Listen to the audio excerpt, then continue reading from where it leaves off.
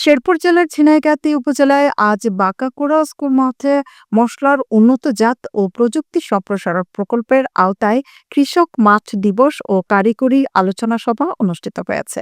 উপজেলা কৃষি অফিসের বাস্তবায়নে অতিরিক্ত পরিচালক কৃষি সম্প্রসারণ অধিদপ্তর ময়মনসিংহ ডক্টর সালমা লাইজুর সভাপতিত্বে উপজেলা কৃষি অফিসার ফরহাদ হোসেনের সঞ্চালনায় প্রধান অতিথি হিসেবে উপস্থিত ছিলেন অতিরিক্ত সচিব কৃষি মন্ত্রণালয় জাকির হোসেন, বিশেষ অতিথি ডক্টর জামাল উদ্দিন, ডক্টর আকরাম হোসেন, সাকাওয়াত হোসেন, মোস্তফা কামাল, হুমায়ুন কবির সহ জেলা উপজেলার কৃষি কর্মকর্তাগণ।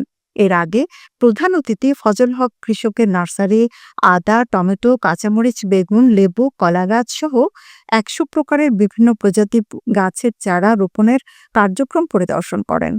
মশলার উন্নত জাতের প্রযুক্তি সম্প্রসারণ প্রকল্পের কৃষক মাঠ দিবসে সরাসরি কৃষকের সুবিধা অসুবিধা শুনে প্রধান অতিথি গুরুত্বপূর্ণ সমস্যা সমাধানে বক্তব্য রাখেন।